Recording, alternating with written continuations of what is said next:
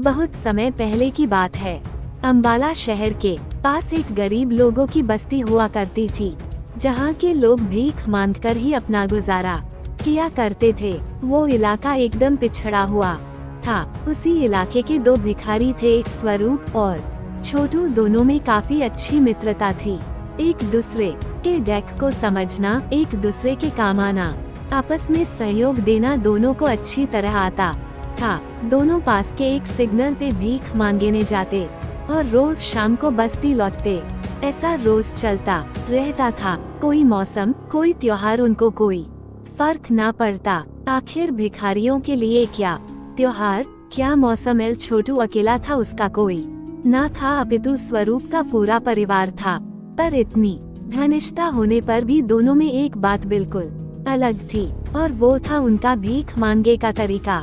छोटू हमेशा दया भाव से भीख के लिए याचना करता और कहता, भगवान के नाम पे दे दो, भगवान भला करेंगे। परंतु स्वरूप इसके एकदम विपरीत, दया को नहीं नसीब को मानता था और कहता कि लूंगा तो नसीब से ले लूंगा।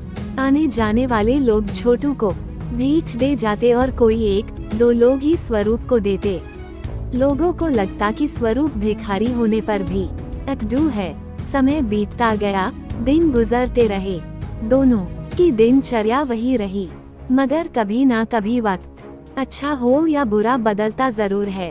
एक दिन उसी सिग्नल पे एक लंबी सी गाड़ी आकर रुकी। हमेशा की तरह छोटू ने हाथ जोड़कर याचना करके भीख मांगी और कहा, भगवान के नाम पे दे दो, भगवान भला करेंगे। गाड़ी वाले सेठ ने उसको 5 रुपए दिए। दूसरी ओर स्वरूप ने भी अपने नसीब पर भरोसा करता हुए अपने तरीके में जोर से कहा, लूंगा तो नसीब से ले लूंगा। सेठ थोड़ा हैरान हुआ, पर उसने उसको भी 5 रुपए दिया। फिर गाड़ी वहाँ से चल दी। सेठ घर जाकर सोचने लगा कि दोनों भिखारी है, पर दोनों में कितना ज्यादा फर्क है।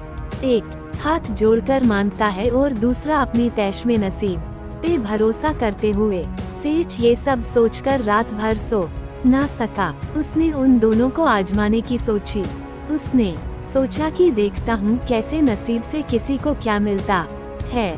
सेठ ने अपने ड्राइवर को बुलाया और उसको एक तरबूज दिया। सेठ ने इस तरबूज के अंदर सोने चांदी के सिक्के भरकर बंद कर दिया था और अपने ड्राइवर को कहा कि ये उस भिखारी को जाकर देना जो हाथ जोड़कर भीख मांग रहा था। और सेठ ने अपना एक पुराना फटा हुआ कोट निकाला और ड्राइवर को कहा कि इसको उस भिखारी को जाकर दे देना जो अपने नसीब के दम पे तैश में भीख मांग रहा है। ड्राइवर ने सेठ के बताए हुए आदेश के अनुसार वैसा ही किया और आकर सेठ को इत्तला दी। सेठ अब अपने मन में सोचने लगा कि कैसे उसका नसीब साथ देता है, मैं भी देखता हूँ। उसी शाम को स्वरूप और छोटू घर जाने लगे। छोटू ने स्वरूप से कहा, अरे भाई, ये तरबूज तो काफी बड़ा दिखता है, तू एक काम कर, अपना कोट मुझे दे, क्योंकि मैं तो अकेला रहता हूँ, मगर तेरा यहाँ तो पूरा परिवार है, तो तू ये तरबूज अपने बीवी बच्चों के लिए ले जा, उनका पेट भर जाएगा। स्वरूप उसकी बात मान लेता है और दोनों आपस में अदला बदली करके घर चले जाते हैं।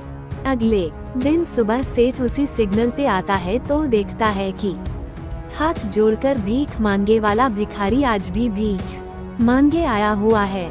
सेठ लपक के उसकी तरफ जाता है और पूछता है कि तुम आज क्यों आए हो? कल मैंने तुम्हारे लिए एक तरबूज में सोने चांदी के सिक्के भर के दिए तो थे, और तुम्हारा दूसरा साथी कहाँ है?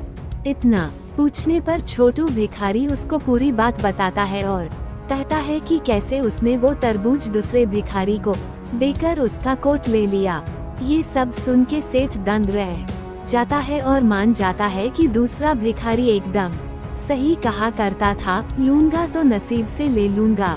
सेठ को एहसास होता है कि इस दुनिया में कोई कितनी भी तरकीब लगा ले, मगर किसी के नसीब को नहीं बदल सकता।